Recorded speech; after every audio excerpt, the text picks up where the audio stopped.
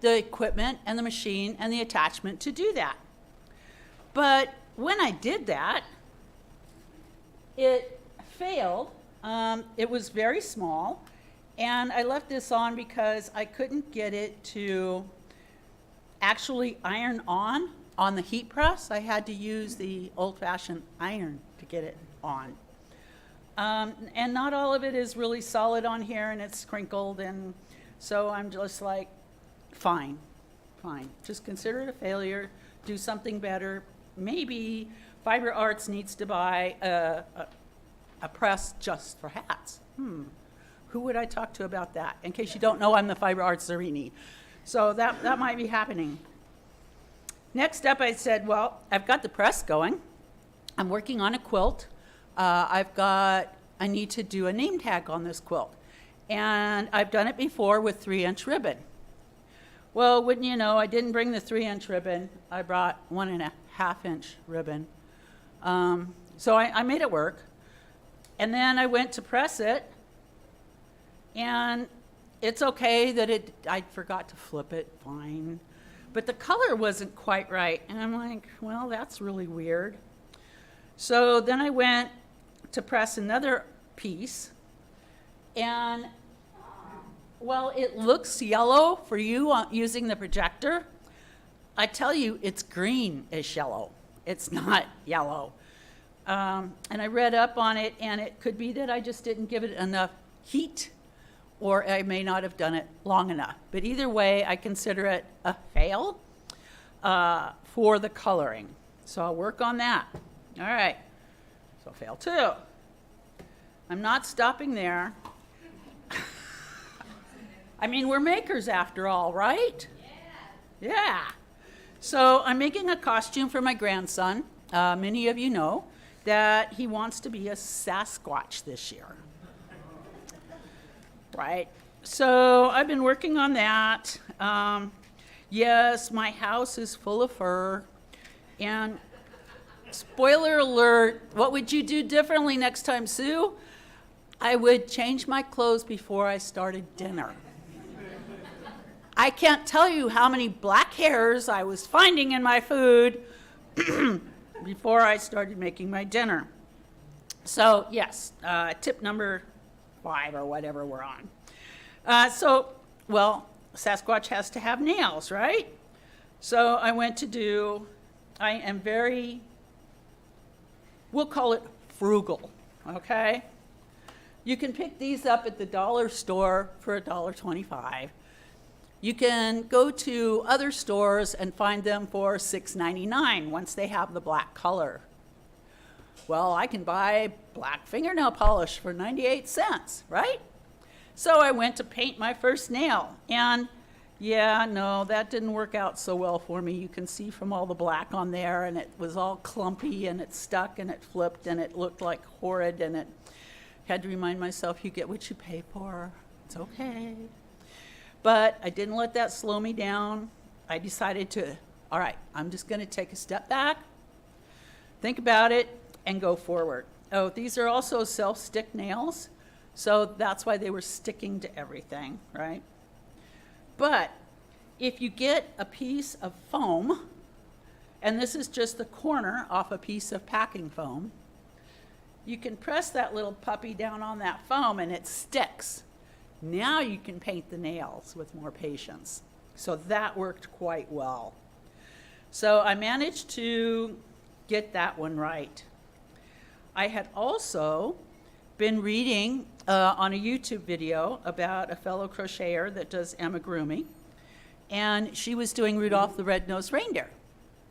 Well, they don't sell red noses, but they do sell black and pink. And they do sell different colored nail polishes. And so Sue went, oh, I have all these amigurumi figures, and why can't they have blue or green or brown eyes, right? So I went after it, and I made, well, hopefully it will stay still. Come on, focus.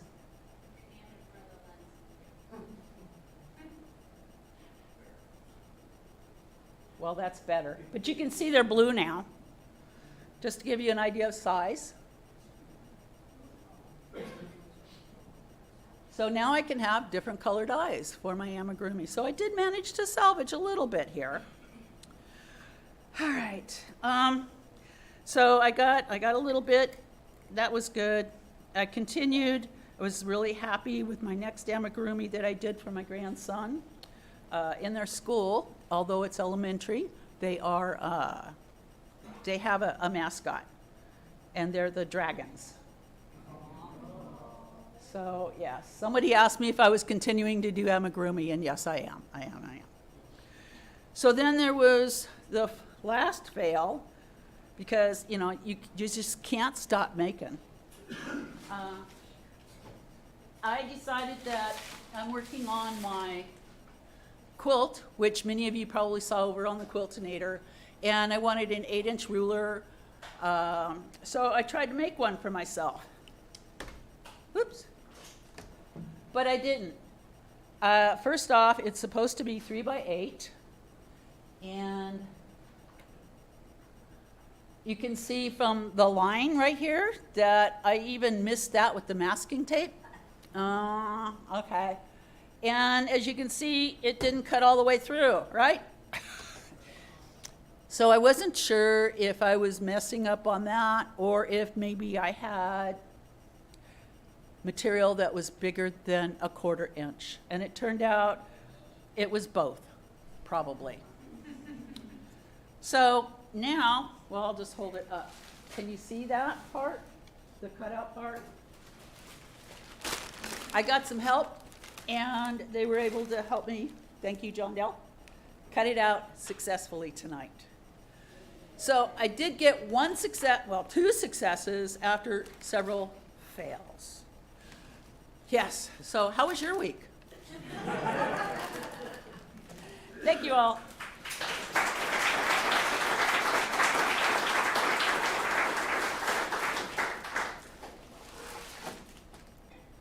Oh, go ahead. I don't mind sharing if you don't. So, a happy ending to some of those, and some good tips next time you're giving a manicure to a Sasquatch. So,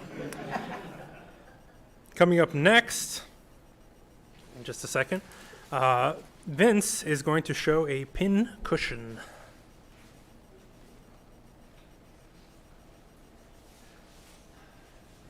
Good evening. Now, I spent the better part of all of Saturday here, probably about 7 or 8 hours, hanging out with the wife and just hanging around. And in that entire time, I made a pin cushion, mostly as a way to practice the embroidery machine. Now, this is not, oh, that's kind of fancy. This is not anything crazy impressive, it's just a pin cushion. It is engineered to be like, it's foam instead of a pillow and whatnot. And while it looks small, this is actually like the 8th one I made in an attempt to refine my process. And I figured that if I'm going to spend 7 hours on it, I better at least get a show and share out of it.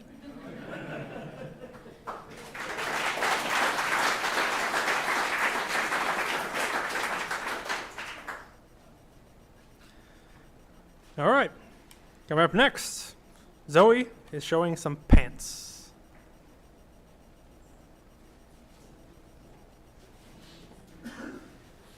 So I am wearing the pants, actually, but before I talk about them, I just feel like my husband went right before us and he didn't explain anything about his pincushion, so I'm going to. First of all, he made like a custom leather backing for it, so you can't put needles all the way through it. And he spent like 1,000,000 years on the embroidery, which is some kind of gear, I'm told. We're both mechanical engineers, but I didn't recognize it. Anyway, so now that you know that and are a little bit more impressed, I can tell you about my pants. So these are the pants right here. I guess I can't really put them under the microscope very well. But yeah, I started this project a really long time ago, back when I lived in Colorado. I thrifted these jeans from Goodwill, and then these are literally, this cloth was like the last of this fabric that they were selling at Joann's. And so that made it kind of hard to make, actually, because there was like a third or a half of a yard of it. And so this is like, there's like barely any scrap. I had to really out how I was going to cut the triangles out of the fabric. So that was like the first challenge that I had. Another challenge that I had with this was I never quite figured out how to get these corners to line up quite right. I'm not really someone who sews, or I wasn't, especially when I made this. I've been sewing a little more since then. But yeah, these corners, like, I don't like them. So if anyone has any idea how to fix them before they unravel, that would be awesome. And a third challenge that I had was this, like when I sewed this together, it was rubbing on my legs and I was like, that's not allowed. So I ended up, what I found was like some iron-on bonding stuff, and I just ironed the seam to the jeans so that it wouldn't touch me. And then the last challenge that I had was I did spill mustard on them, so don't look too closely. Yeah, so those are the pants.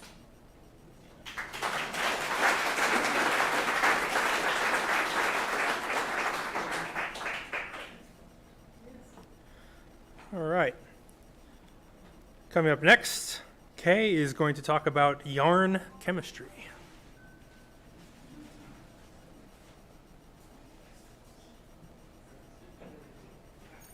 Hello. So, last weekend I learned some things about chemistry, including that I don't know very much chemistry at all. And but basically, there are two types of dye. There is fiber reactive dye, and there is acid reactive dye. So, this yarn, well, come on.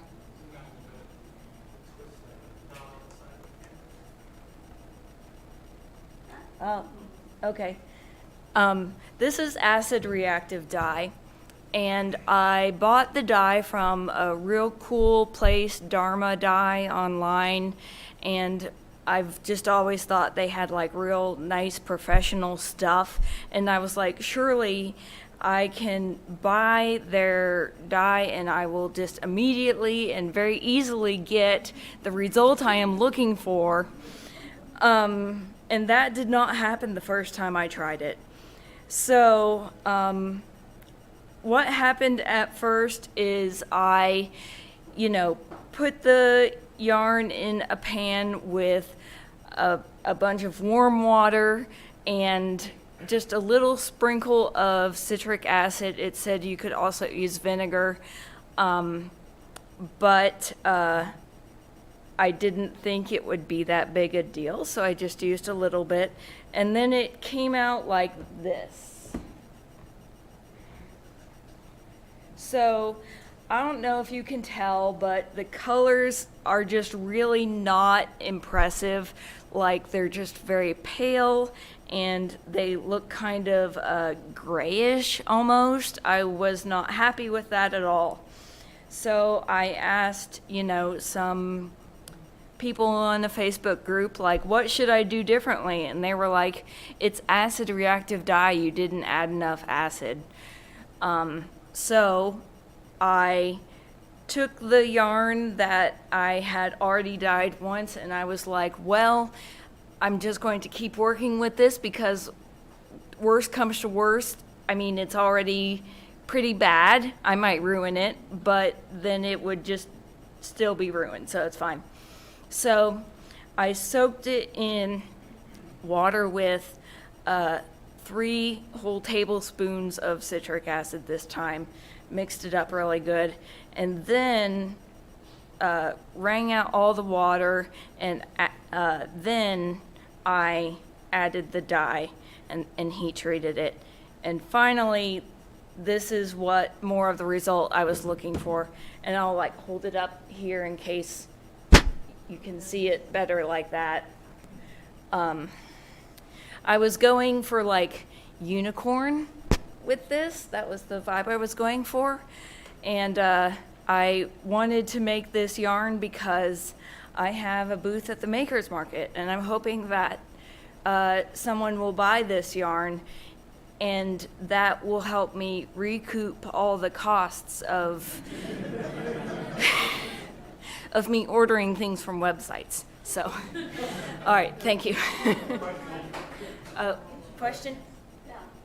Now, how did you get that tie-dye look? Well, after I wrung out the water, I had like a little amount of the dye mixed in with just a little bit of water in kind of a tiny squeeze bottle. And so I just squeezed zigzags over the yarn and mixed, and the different colors kind of just mix themselves a little bit. Yeah. You said heat treat. You just put it in the oven. I did. So they were in aluminum foil lasagna pans, which may not be the best thing to use, but that's what I had. So I, heated my oven to 200 degrees. It's not supposed to like boil, but it is supposed to get hot. Apparently if you get it, too hot and then you cold shock it. Okay, and also this is alpaca and wool, so that's protein fiber. That's why I had to use acid reactive dye. If you had cotton or something, you could use fiber reactive dye, which is, for example, tie-dye t-shirts. Apparently this could be felted a little bit because I did, the hot and cold back and forth. I think it's an acceptable level of not felted. Thank you.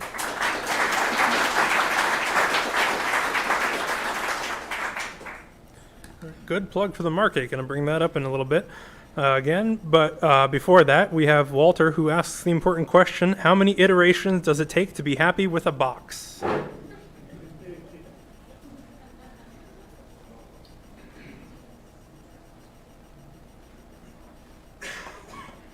13. Let's see. There we go. So to give some context for the problem, I play Magic the Gathering. I've got too many Magic cards. One of the really interesting formats is Jumpstart, where you get two 20-card boosters and you mash them together. And if you really want, you can then unmash them, take another one that's a different theme, and then you're able to make a whole bunch of different decks with very little thought on your end so that you're able to just play the game.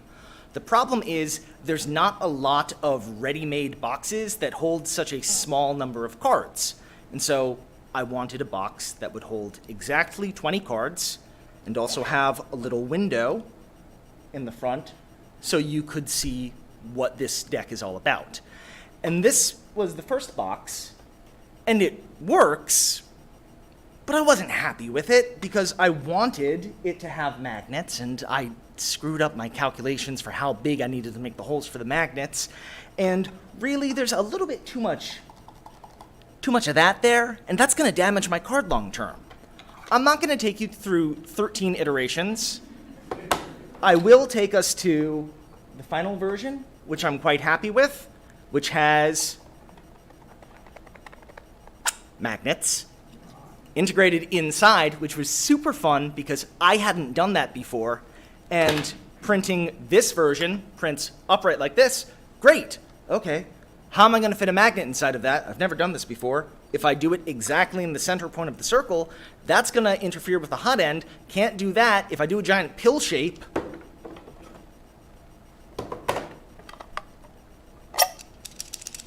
now it makes a rattling noise that I don't like, even though the magnetic closure worked just fine. We do get pretty close with this one, except then I realized that the entire time I've had 3 millimeters off center, and that's why when I put the lid back on, it's not quite where it needs to be, and it's been bothering me this whole time. And when I finally go back into the CAD and I look at that original bit there, I realize, oh, there's my issue. And then other little bits of, oh, if I put a chamfer here, then I don't have to worry about the sleeve catching on the bit of plastic as it's going in. And it's been a delight, because every time I find a little thing, I was like, ooh, it's that much better. And my wife has been saying, when are you going to be done with this box?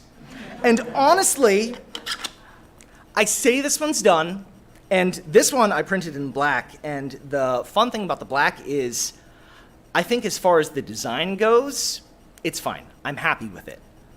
I don't quite have my slicer settings dialed in quite yet, and I could spend so much more time just playing with that. But I just wanted to share all of my boxes. The first one worked. All of them work. They're all a box. But man, isn't it fun learning how to do a new thing? That's all I got. Oh, yeah. How long did it take me to design the boxes? Well, let's see. I know last week my wife asked me, am I going to show my boxes at Show and Share? And I said no. And I think I was only at version 8 then. So I've been getting through about 4 iterations a week if I'm working on it. So I want to say a month on and off, but I'm not going to count the time.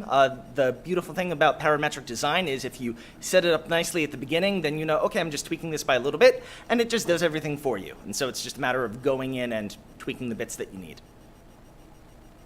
Yeah?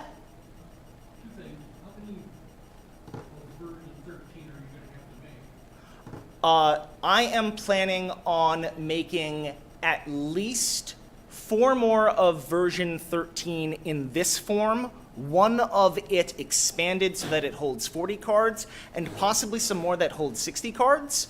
Part of why I was so particular with this is I do have hopes and dreams of possibly monetizing this, and I did want to make sure that if I'm gonna make a product that I want other people to pay money for, I want it to be something that I'm genuinely happy with. And I wasn't there until I got to version 13.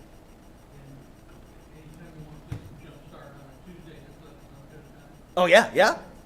Excellent. Thank you so much.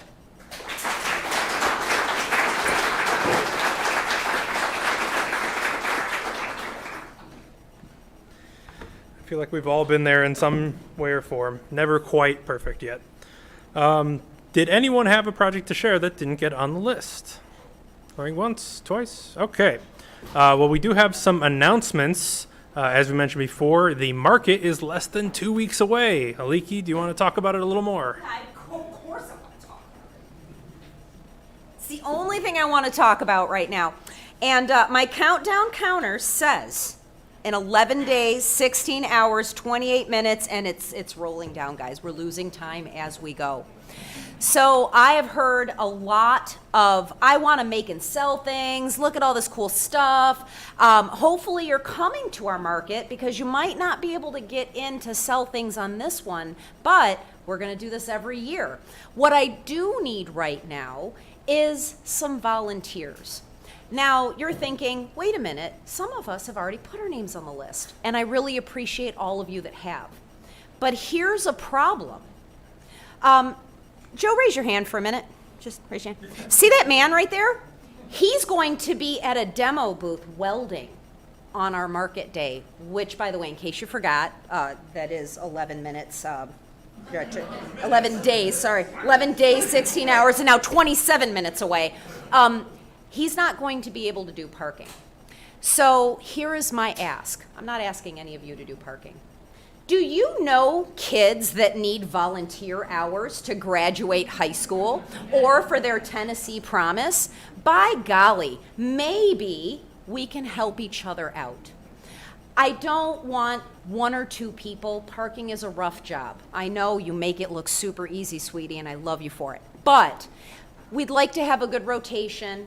And we like to have it basically staked out the entire time. That's where most of our market attendees come. They see the fun things, they stop in, they go, hey, what's happening? As well as directing people to the various parking areas we have so they don't all land on top of my other son who runs the entrance gate. So what I'm asking for is that if you know or have some teenage or volunteer people that, I really would prefer this to be several young folk, but if you have volunteers that can help us with the parking conundrum, we have a lot of other things that folks can help with, and I will put every single volunteer to use, but this is something I think we should outsource to the youth. So with that, my name is Aliki, A-L-I-K-I. If you type it in, at Mattermost, you'll find me if you see me. If you talk to my purple bearded husband, he will get your information to me. But let's find some youth to help us tackle I'd call it the less fun parts of volunteering, but they're doing it for a cause. Are there any questions that any of you have about our market that is in, hold on. We're down to 26 minutes, folks. Time is slipping fast. But are there any questions that any of you have for the day, which is Sunday, September 28th, from noon to 5 p.m.?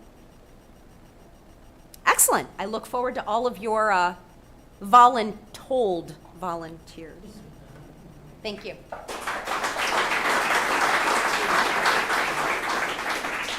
Yes, please do sign up. It's also just a fun time, so just come out anyways. If you want to contribute to the market in a different way, we also have the Mystery Maker machine out on the table outside the classroom there.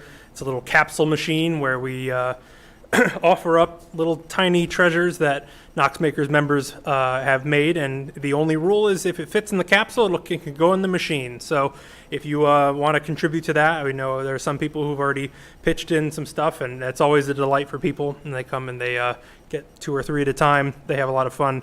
So that's also out there, and there are empty capsules available if you want to grab some and fill it. It always looks good if the machine is a little more full than not. Other announcements coming up. Spooktacular. Isaac.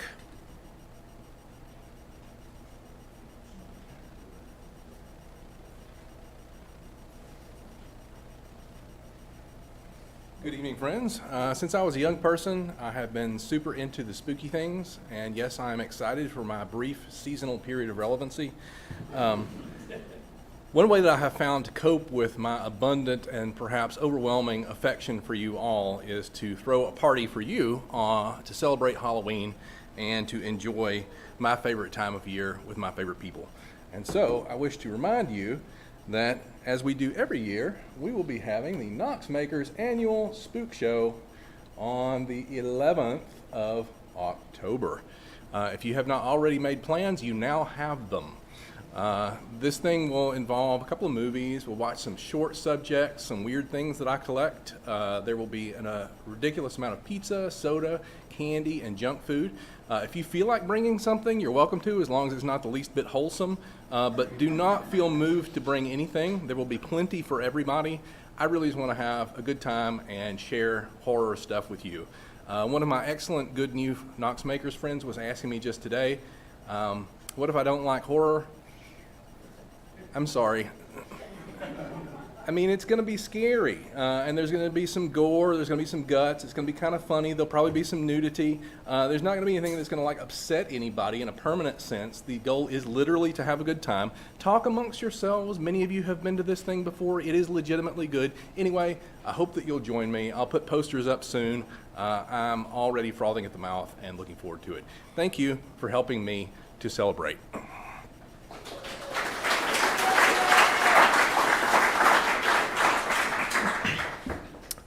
Also, returning to the market, one thing I forgot to mention is there will be a cleaning day, and that will be on the day before the market. And that's going to be from noon onwards until the space looks nice and spiffy and presentable to the public, and not like we're a bunch of maker goblins just hanging out in our little cave.